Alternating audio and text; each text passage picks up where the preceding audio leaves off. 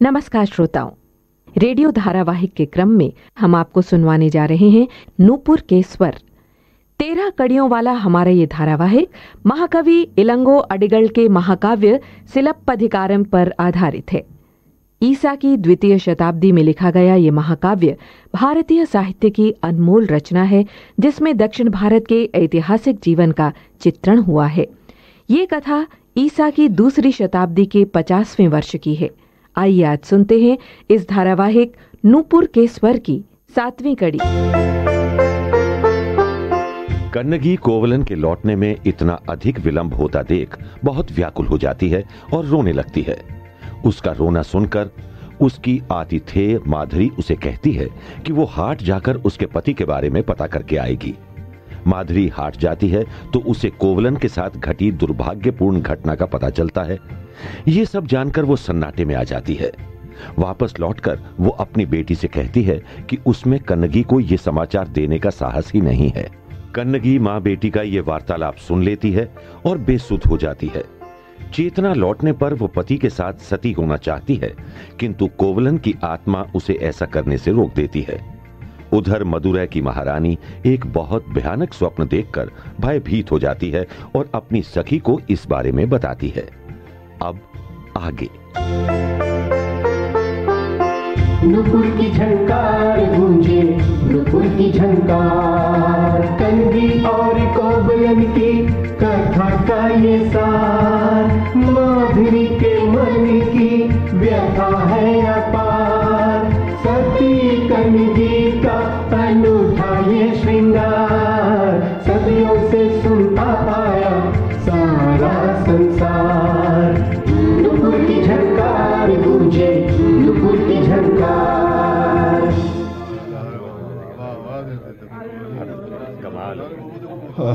लो भाई, आखिर कर ही आए दाह संस्कार उस परदेसी का। कितना रो रही थी उसकी पत्नी बेचारी। हाँ भाई, ऐसी कौन सी पत्नी होगी जो अपने पति की इस तरह अचानक मृत्यु पर रोएगी नहीं? वो सब तो ठीक है, किंतु अब लगता है कि हमें अपने दाह संस्कार की तैयारी भी कर ही लेनी चाहिए। ऐसा क्यों कह रहे हो भाई? ऐसी क्या बात हो गई? ऐसी ही बात हो गई है भाई। राजदंड पाए व्यक्ति का बिना राज्याज्ञा के संस्कार किया है हमने, और हम तो कोई उसके नाते रिश्तेदार भी नहीं थे। फिर ये राजद्रोही तो मारा जाएगा ना। अरे अब ये क्या बात हुई? वो बेचारा तो परदेसी था, तो उसकी पत्नी अकेली कैसे उसका संस्कार करती? मानवता के नाते से ही सही, ये हमारा ही तो कर्तव्य था। अब यदि राजा मानवता को राजद्रोह माने तो माना करे। तुम्हें उसकी परवाह हो तो हो, मुझे कोई परवाह नहीं है। लो भाई, कर लो बात।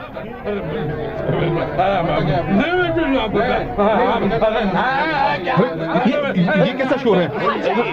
कहीं राज सैनिक तो नहीं आ गए? अरे ये तो उसी युवक की पत्नी है, इसी ओर आ रही है। बड़े क्रोध में लगती है। उसी के पीछे और लोग भी आ रहे हैं। सुन तो लो उसकी बात। मैं पूछती हूँ, कहाँ है वो प्रधान स्वर्णकार? मेरे निर्दोष पति की हत्या करवा कर कहाँ भाग गया वो?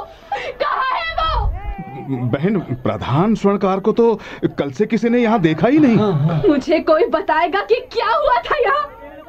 मेरे पति चोर कैसे मान लिए गए? देखो बेटी, देखो, तुम प्रधान स्वर्णकार को व्यर्थ ही दोष मत दो बेटी। तुम्हारा पति जिस नूपुर को इस दुकान पर बेचने लाया था, वो नूपुर वास्तव में मदुरै की महारानी का था। क्या? हाँ, जो कुछ ही दिन पहले स्वर्णकार की दुकान से चोरी हो गया था। लेकिन वो नूपुर तो मेरा ही था। ये देखिए, देखिए आप लोग, उसी जोड़ी का ये दूसरा नूपुर जो कि अभी भी मेरे पास है। देखिए। अरे ये तो सचमुच उसी जोड़ी का नूपुर है। बिल्कुल। ये कैसे चमत्कार है? ये नूपुर इस स्त्री के मेरा ही नूपुर है। अरे भाई, ये तो जो मेरे आदरणीय श्वशुर ने मेरे लिए मदुरै के प्रधान स्वर्णकार से ही गढ़वाया था। ये कैसा अनर्थ हो गया। मैं ना कहता था, वो युवक चोर जैसा तो बिल्कुल नहीं लगता था। सब सैनिक भी यही कहते रहे कि कोई चोर भला उसी दुकान पर वो आभूषण बेचने क्यों आएगा जहां से उसने उसे चुराया हो। किंतु प्रधान स्वर्णकार और महारानी के क्रोध के आगे किसी की एक ना चली। बिल्कुल बिल्कुल। लेकिन वो प्रधान स्वर्णकार आखिर गए कहां? हाँ। लगता है इस सब के पीछे उन्हीं की कोई चाल है। हाँ। तभी तो वो दिखाई नहीं दे रहे। अरे भाई, उसके घर में कोई तो होगा, उसकी पत्नी, बच्चे, परिवार के लोग हैं। अरे कोई तो जानता होगा कि वो है कहाँ। कहाँ है प्रधान स्वर्णकार का घर? आप कृपया मुझे वहाँ ले चलिए। हाँ। मैं पूछूंगी उसकी पत्नी से, वो अवश्य ही सत्य जानती होगी। मुझे वहाँ ले चलिए। देखो घर तो यही है सामने। अच्छा आओ देखते हैं भीतर कौन है। चलो चलो आओ।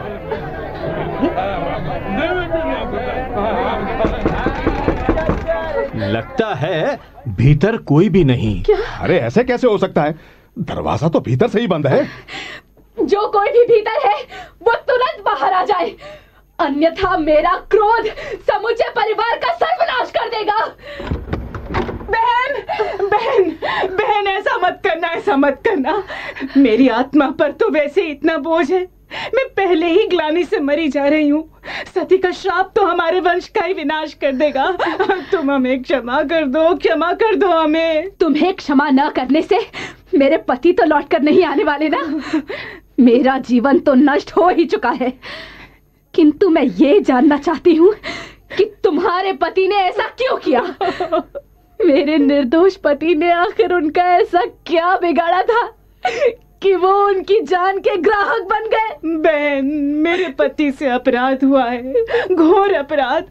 मैंने उन्हें रोकने की, समझाने की बहुत चेष्टा की, किंतु उनकी बुद्धि पर तो कुटिलता का पर्दा पड़ गया था। ये क्या पहेली है?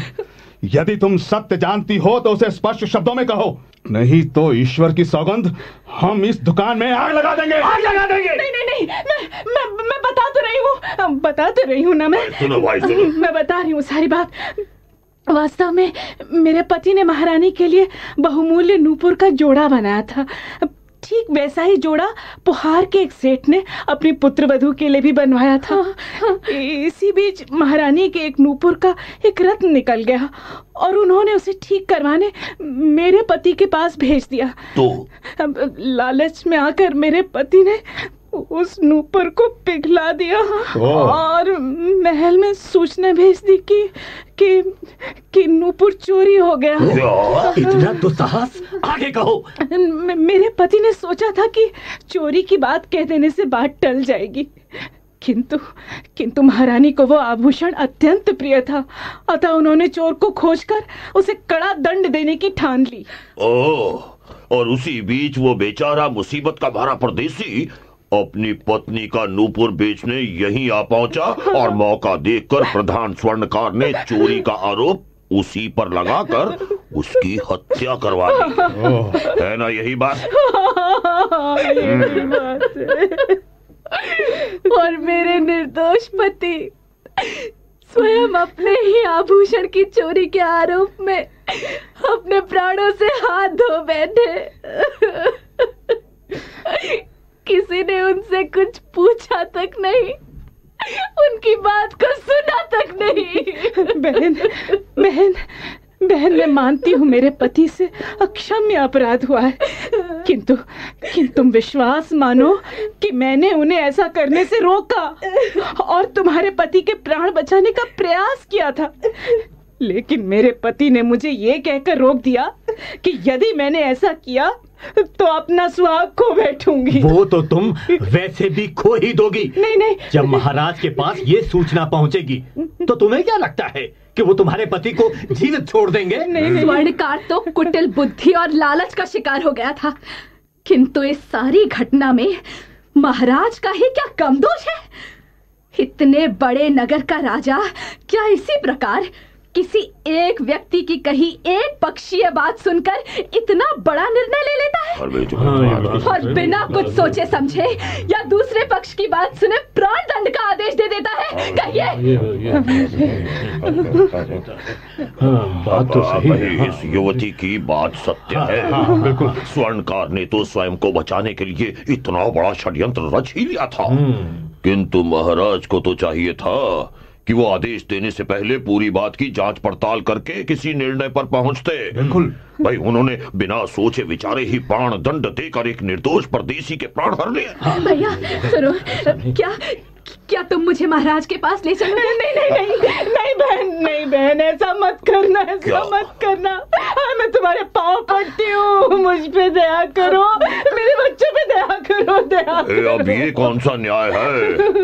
अरे मदुरै का प्रधान स्वर्णकार होकर भी वो व्यक्ति ऐसी धूर्तता कर गया कि एक निरीह परदेसी के प्राण चले गए और ये बेचारी नवयौवना विधवा हो गई, और तुम चाहती हो कि उसे इस बात की सजा तक नहीं मिले? और वैसे भी ये सूचना महाराज तक कहीं ना कहीं से तो पहुंच ही जाएगी। बिल्कुल। तब इतनी बड़ी बात छिपाने के अपराध में हम सभी को दंड का भागी होना होगा। बिल्कुल बिल्कुल। नहीं, देखिए, सुनिए, आप सब इस निरीह स्त्री को और भयभीत ना करें। मुझे तो महाराज से अपने लिए न्याय चाहिए। भैया, कृपया मुझे वहाँ ले चलिए। मुझे ले चलो बहन, मैं तुम्हें महाराज के पास लेकर चलता हूँ। चलो।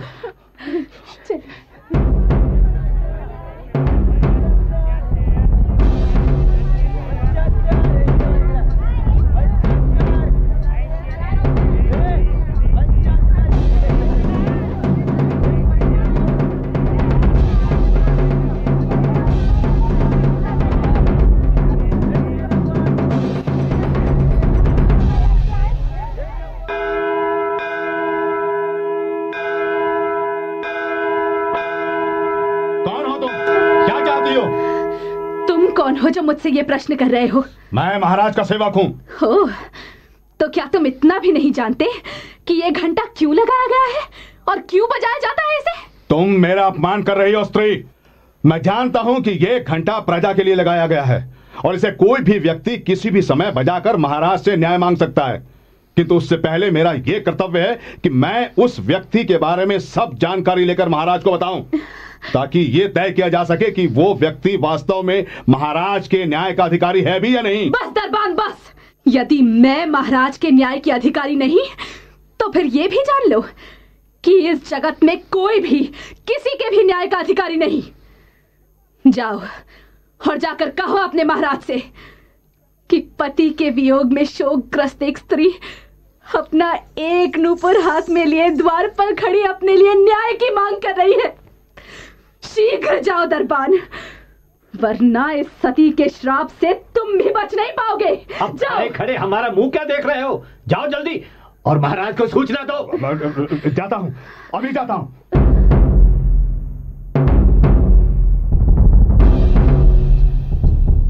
महाराज की जय हो। कौन आया है दरबान? किसने इस समय हमसे न्याय की इच्छा की है? महाराज, बाहर एक स्त्री घंटे पर प्रहार कर रही है, उसके साथ एक व्यक्ति भी है। तुमने उस स्त्री से पूछा नहीं कि वो कौन है और क्या चाहती है? पूछा महाराज, वो बहुत आवेश में है, कुछ भी बताने से मना करती है। क्या? उसने बस यही कहा कि महाराज से कहो पति के वियोग में शोकग्रस्त एक स्त्री अपना एक नुपुर हाथ में लिए द्वार पर खड़ी न्याय की मांग कर रही है। नूपुर हाथ में लिए खड़ी है? दरबान महाराज, तुम उस स्त्री को तुरंत मेरे समक्ष उपस्थित करो, मैं शेष सब उसी से पूछ लूंगा। जो आज्ञा महाराज।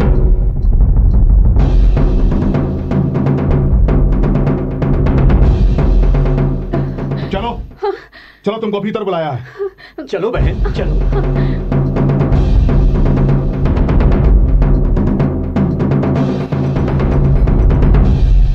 महाराज की जय हो। महाराज, ये परदेसी स्त्री आपसे न्याय चाहती है। कहो बेटी, तुम कौन हो? क्या नाम है तुम्हारा और कहां से आई हो? महाराज, मैं पुहार नगर के सुविख्यात व्यापारी मां नायकन की इकलौती पुत्री और सुप्रतिष्ठित व्यापारी मां साक्तवान की इकलौती पुत्रवधू कन्नगी हूं।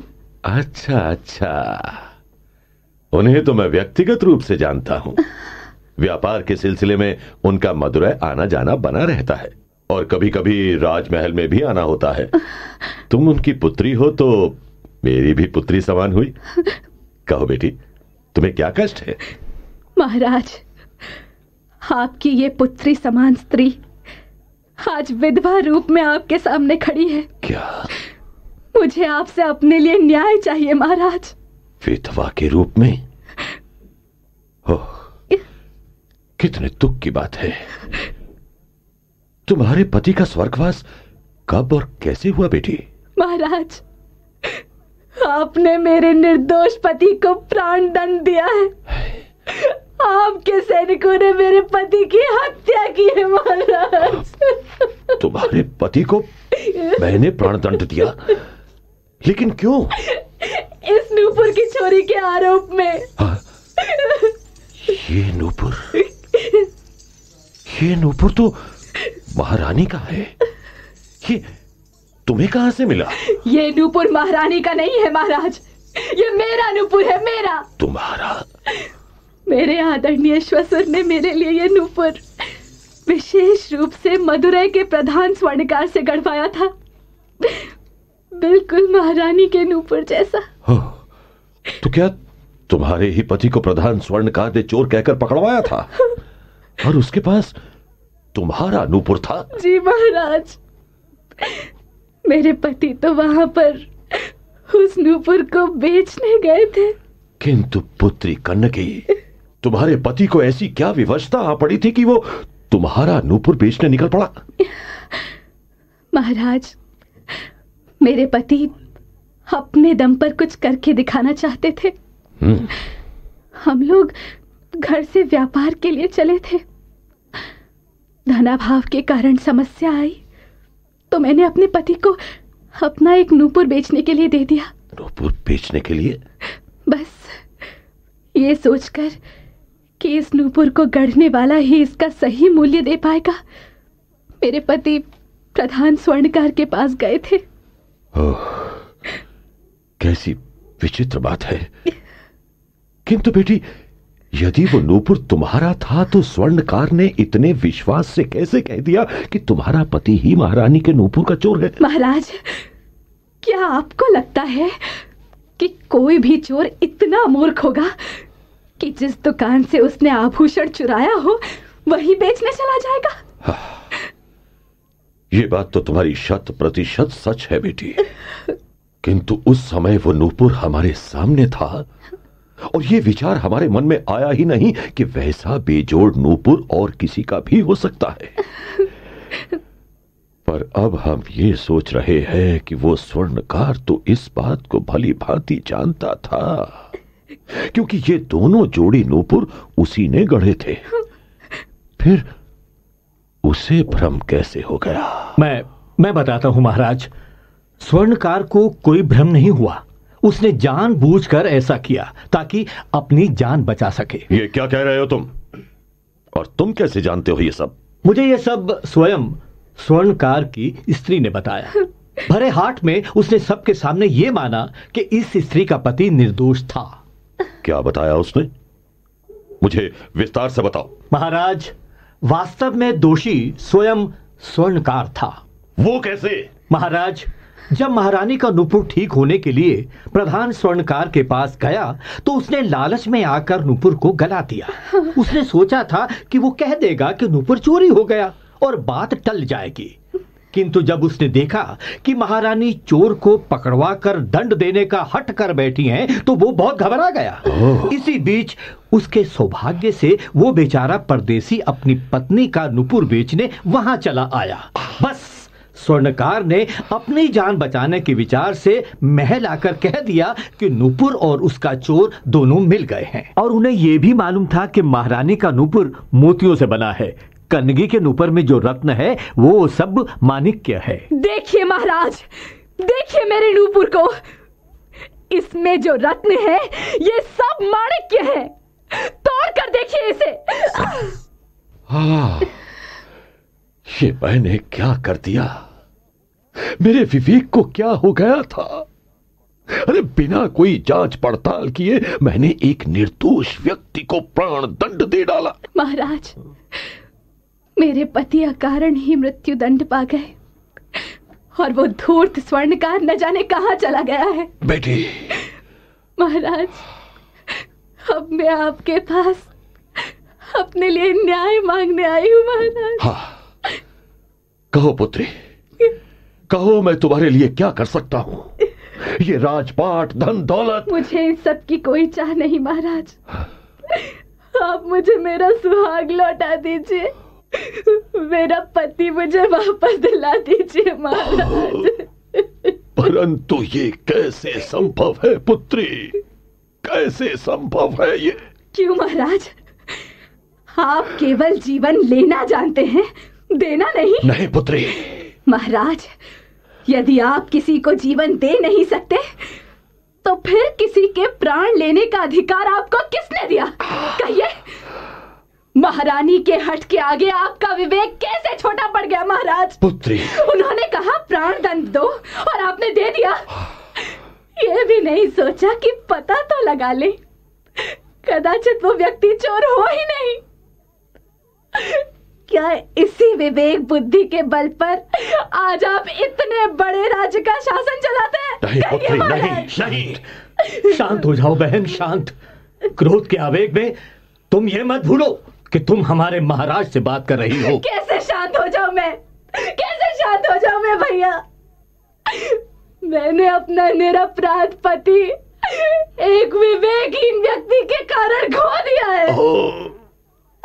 अरे इन्हें तो महाराज की इस गद्दी पर बैठने का अधिकार होना ही नहीं चाहिए। कहिए ना महाराज, अब कैसे करेंगे आप मेरा न्याय? कहिए। मेरे एक गलत निर्णय के कारण मेरे वंश की कीर्ति पर कलंक लग गया,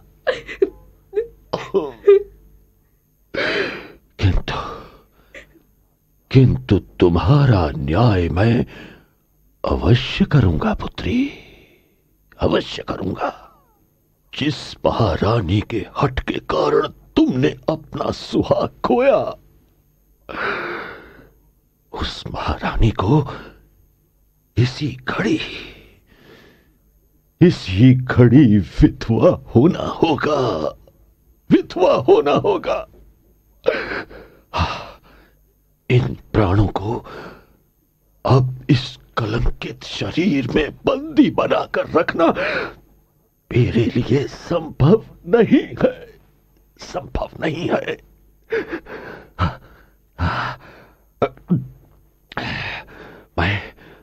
मैं चला पुत्री, मैं चला।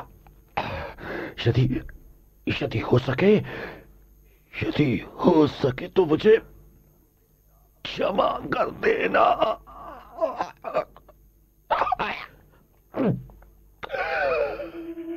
महाराज, महाराज, दरबान, अरे कोई है?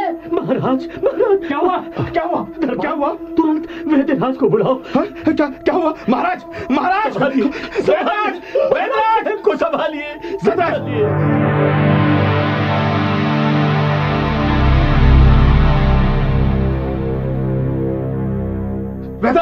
वेदराज शीघ्र चलिए, महाराज को कुछ हो गया, जल्दी चलिए।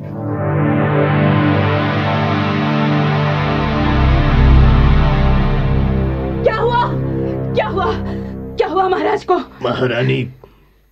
महाराज हमें छोड़कर चले गए। नहीं वेदराज, ऐसा नहीं हो सकता, ऐसा बिल्कुल नहीं हो सकता। नहीं महाराज, ऐसा कैसे हो सकता है? आप मुझे छोड़कर नहीं जा सकते, नहीं जा सकते।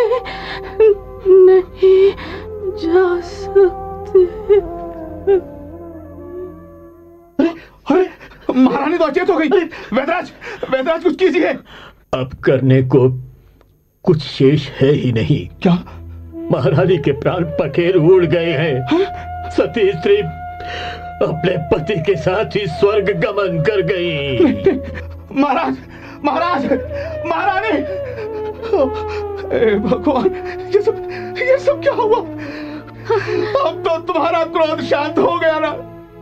तुमने हमारे महाराज और महारानी दोनों के प्राण हर लिए।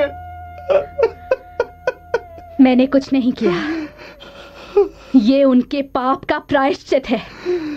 मेरे निर्दोष निरपराध पति की हत्या का दंड मिला है उन्हें, और ये दंड उन्हें मैंने नहीं, ईश्वर ने दिया है, प्रकृति ने दिया है। बस बात हुआ। इससे पहले कि नगर में ये समाचार फैले और मदुरई की प्रजा तुम पर टूट पड़े, तुम निकलो यहां से, निकलो यहां से। लुटी तो मैं हूं, और तुम मुझ पर ही क्रोधित हो रहे हो। अभी तो कुछ भी नहीं हुआ दरबान, अभी तो बहुत कुछ होना शेष है। इस सती के हृदय में जलती क्रोध की ज्वाला में तुम्हारा ये समूचा मदुरै नगर भस्म ना हो गया तो कहना। बस थोड़ी देर और प्रतीक्षा करो दरबान, थोड़ी देर, थोड़ी देर।